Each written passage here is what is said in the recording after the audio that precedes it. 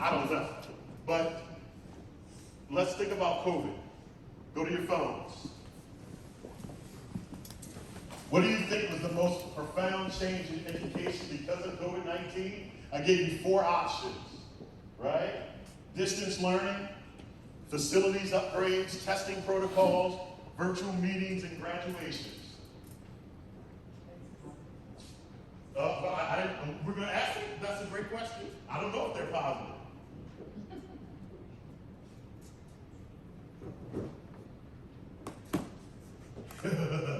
Distance learning is in the lead.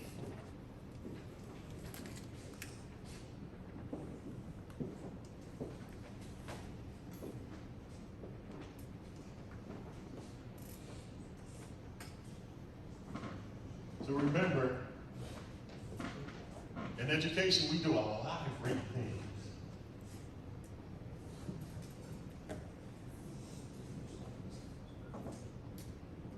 All right, 27.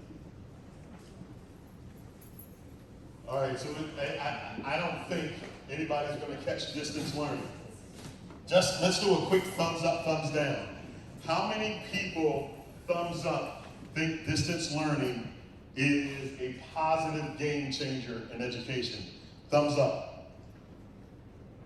Come on now. If you're gonna go that way, put your thumbs up. Okay, I see 1, 2, 3. I'm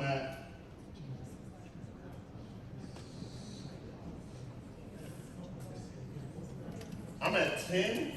I've got a bunch of folks that are sort of in the middle, right? Okay.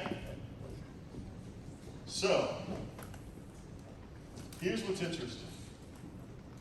What's interesting is, and there is now emerging data. So some of the data post the really darkest days of COVID, when everybody was on lockdown and Curriculum Associates was doing some of their testing, and they found an anomaly in their testing. So what they found in their testing was that I think it was either 2nd or 3rd grade test scores in math went up. You know why? Because their parents were helping them, right? So that's the anomaly, right? So ugh. But here's the other thing that came out and is starting to emerge. That there are some children that actually perform better via distance learning than when they went to school. Not all, not the majority, but some.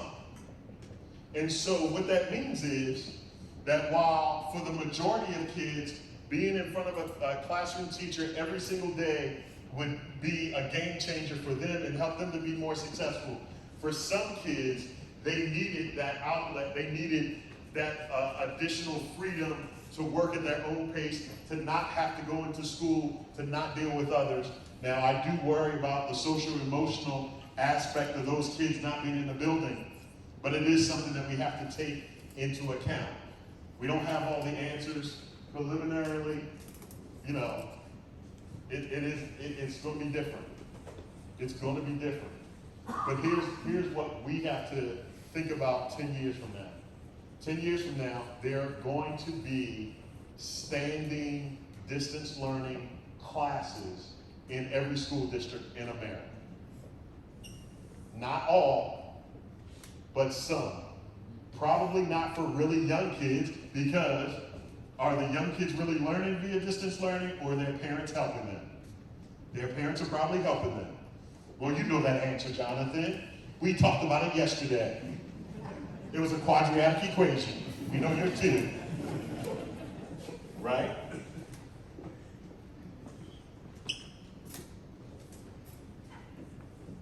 All of that is to say that education is always evolving. Over the last 122 years, it has evolved. We don't operate in the same way that we did in 1900 that we do in 2022. Maybe some of the changes have not been as far afield as we would like, but there has been evolution